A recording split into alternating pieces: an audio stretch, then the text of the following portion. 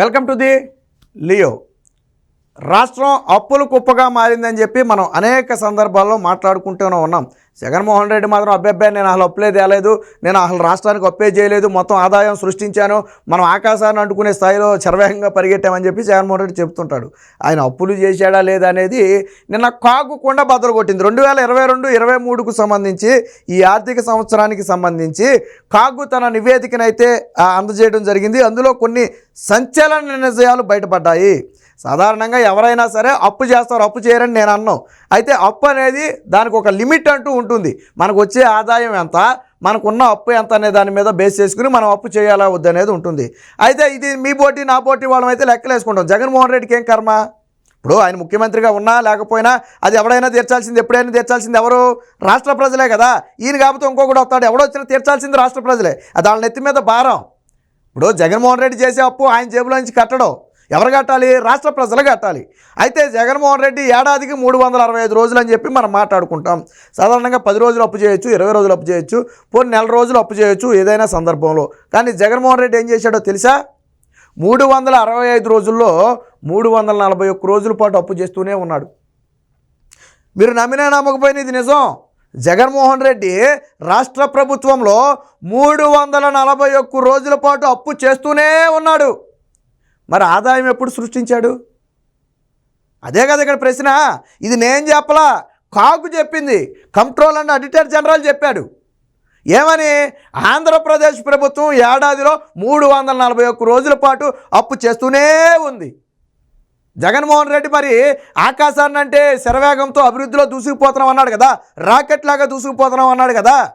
Rocket పైకి వెళ్ళిందా, భూమిలోకి వెళ్ళిందా? జగన్మోహన్ రెడ్డి ఆదాయం సృష్టిస్తే అప్పు ఎందుకు చేయాల్సి వచ్చింది? అది నా ప్రశ్న. 341 రోజుల పాటు ఎందుకు చేసావు నువ్వు అప్పు? నీ దగ్గర ఆదాయం లేక చేసావు, జీతాలు చెల్లించడానికి చేసావు, కాంట్రాక్ట్ బిల్లులు చెల్లించడానికి చేసావు, రాష్ట్ర ప్రభుత్వాన్ని నడపడానికి చేసావు కదా. సరే, 341 రోజుల పాటు అప్పును కాసేపు పక్కన పెట్టండి. ఇందులో 152 రోజుల పాటు ఓవర్ డ్రాఫ్ట్. ముందు ఓవర్ డ్రాఫ్ట్ అంటే ఏంటో మనం తెలుసుకోవాలి. ఓవర్ డ్రాఫ్ట్ అంటే ఏంటంటే రాష్ట్ర ప్రభుత్వం దగ్గర చిల్లి గవ్వ కూడా లేనప్పుడు సాధారణంగా రాష్ట్ర ప్రభుత్వం డైరెక్ట్గా జగన్మోహన్ రెడ్డి బిల్లులు చెల్లించడు.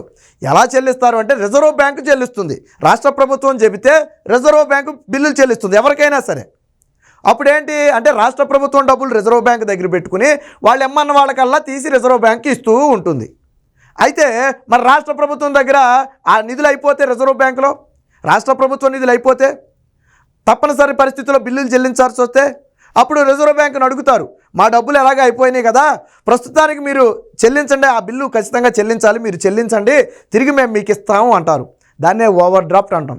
చేబదులు అనొచ్చు, లేదా డ్రాయింగ్ సౌకర్యం అనొచ్చు, లేదా ఓవర్ డ్రాఫ్ట్, ఇవన్నీ కూడా ఓవర్ డ్రాఫ్ట్లో ఒక భాగం.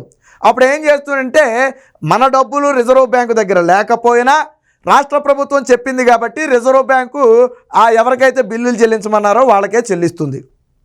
ఇప్పుడు ఉదాహరణకు నాకు డబ్బులు చెల్లించాలి రాష్ట్ర ప్రభుత్వం, ఒక 10 కోట్లు నాకు డబ్బులు చెల్లించాలి రాష్ట్ర ప్రభుత్వం. కానీ ఖజానాలో డబ్బులు లేవు, రిజర్వ్ బ్యాంక్ దగ్గర రాష్ట్ర ప్రభుత్వం డబ్బులు లేవు, కానీ నాకు బిల్లులు చెల్లించాలి. అప్పుడు ఏం చెప్పుద్ది ప్రభుత్వం? రిజర్వ్ బ్యాంక్కి మీరు చెల్లించండి, మేము తర్వాత మీకు ఇస్తామని చెప్పుద్ది. వాళ్ళు నాకు చెల్లిస్తారు. ఇచ్చినందుకు కానీ ఉత్తినే చెల్లిస్తారా? చెల్లించరు. నాకు 10 కోట్లు ఇచ్చినందుకు దానికి వడ్డీ కడతారు వాళ్ళు. అది షార్ట్ టర్మ్ పీరియడ్ ఉంటుంది, 40 రోజుల, 40 రోజుల, 60 రోజులు అని చెప్పి రకరకాల పీరియడ్స్ ఉంటాయి. ఆ పీరియడ్లో వీళ్ళు చెల్లిస్తామని హామీ ఇస్తే నాకు డబ్బులు ఇస్తారు. ఇచ్చిన తర్వాత తిరిగి చెల్లించడంతో నాకు ఇచ్చిన 10 కోట్లతో పాటు దానికి అదనంగా వడ్డీ కూడా వేసి మళ్ళీ రిజర్వ్ బ్యాంకు కట్టేయాలి. రాష్ట్ర ప్రభుత్వం ఆ టైం పీరియడ్ లోపు కట్టేయాలి. అలాగా 152 సార్లు రాష్ట్ర ప్రభుత్వం దగ్గర చిల్లి గవ్వ కూడా లేని పరిస్థితి వచ్చింది.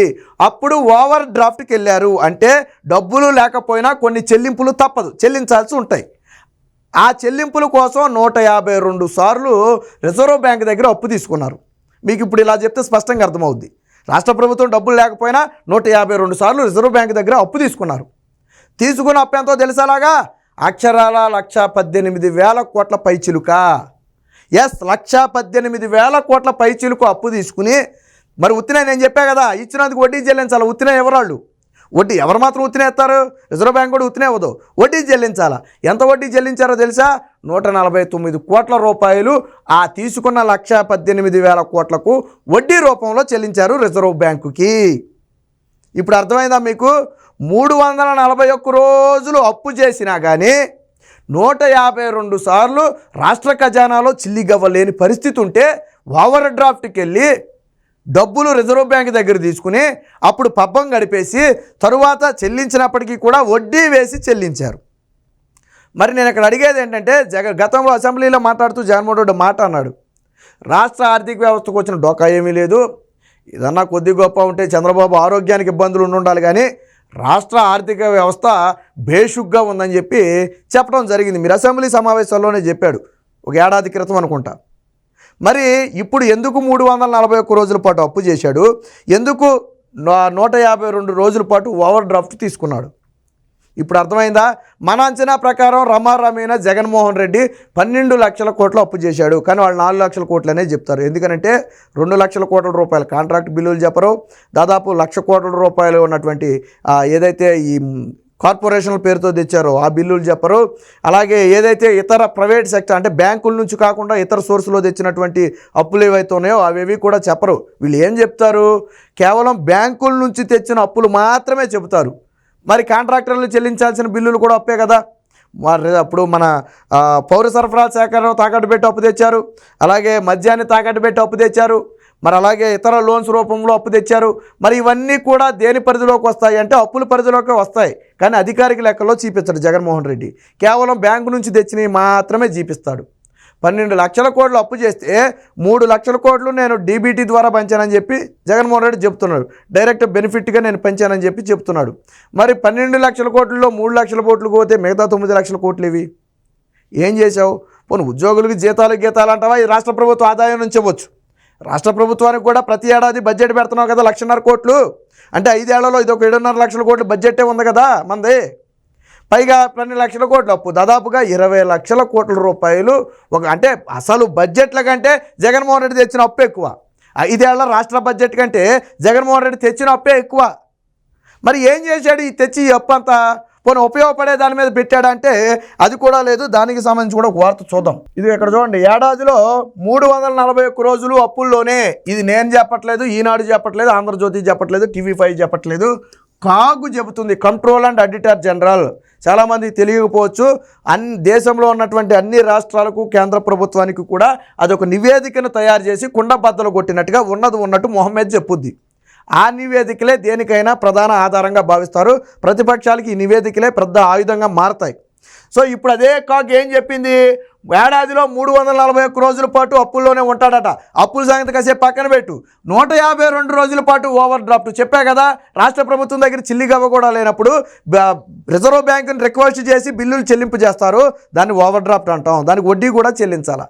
అలాగే ఎంత చెల్లించారు? ఒకే సంవత్సరంలోనే వడ్డీ 150 కోట్లు చెల్లించారు. మనం మాట్లాడుకునేది 2022-23 ఆర్థిక సంవత్సరానికి సంబంధించి మాత్రమే, జరిగిపోయిన ఆర్థిక సంవత్సరం గురించి మనం మాట్లాడుకుంటున్నాం. అంతకుముందు కూడా ఇలాగే జరిగి ఉండొచ్చు. మనం మాట్లాడుకునేది ఒక సంవత్సరం గురించే. ఎంత చెల్లించారు? 150 కోట్లు. మరి 152 రోజుల్లో తెచ్చిన ఓవర్ డ్రాఫ్ట్ ఎంతో తెలుసా? అక్షరాల 118,000 కోట్లు. అక్షరాల 118,000 కోట్లు 152 రోజుల్లో ఓవర్ డ్రాఫ్ట్ రూపంలో తెస్తే ఈ తెచ్చినందుకు గాను రిజర్వ్ బ్యాంకుకి చెల్లించిన వడ్డీ 149 కోట్ల రూపాయలు. ఇది 2022-23 ఆర్థిక సంవత్సరం ఒక చిత్రం. ఈ లెక్కలన్నీ కూడా ఎవరు చెప్పారు? కంట్రోల్ అండ్ ఆడిటర్ జనరల్ కాగు చెప్పింది, నేను చెప్పలా. కాగు చెప్పిన లెక్కలు ఇవి.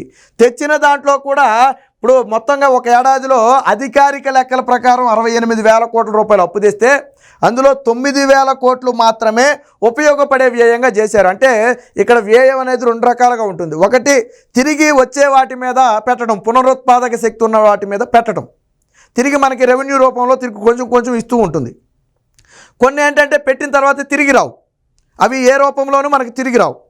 అలాగే పెట్టిన వాటిలో జగన్మోహన్ రెడ్డి 68,000 కోట్ల రూపాయలు అప్పు తెస్తే దాదాపు 60,000 కోట్ల రూపాయలు తిరిగి రాని వాటి మీదే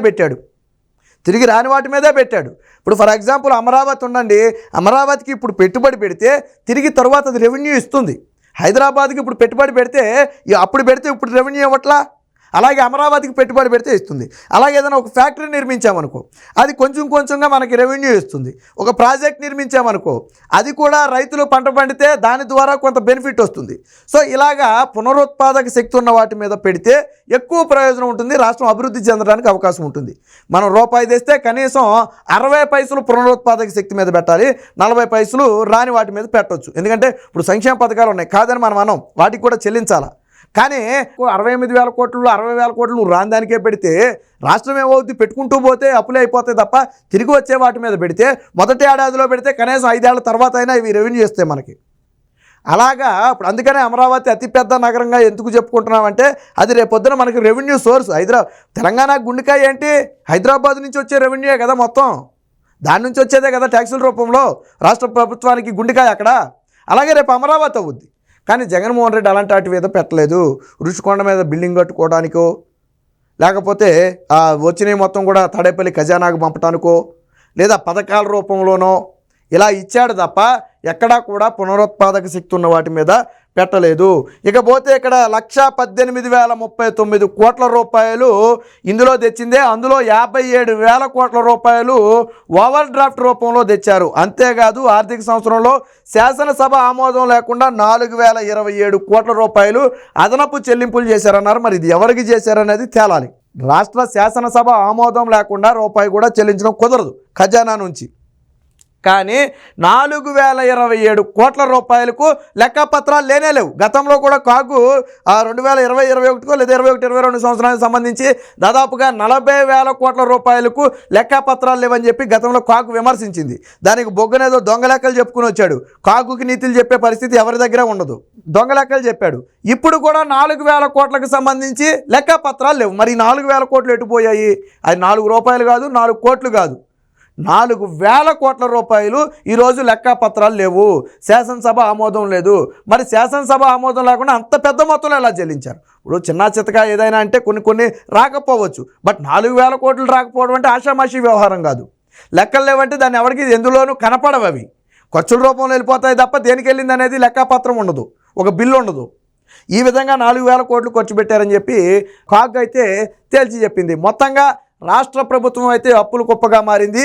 ఏడాదిలో 341 రోజులు అప్పు చేయడమే కాకుండా 152 రోజుల పాటు ఓవర్ డ్రాఫ్ట్లో ఉండి తెచ్చిన ఓవర్ డ్రాఫ్ట్కి 150 కోట్లు చెల్లించి 68,000 కోట్లు అధికారికంగా అప్పు చేస్తే అందులో 60,000 కోట్లు తిరిగి పనికిరాని దాని మీద పెట్టి మొత్తంగా జగన్మోహన్ రెడ్డి రాష్ట్రాన్ని అప్పుల కుప్పగా మార్చాడు. దాదాపుగా అదొక 12 లక్షల కోట్లకైతే రాష్ట్రం అప్పు చేరింది.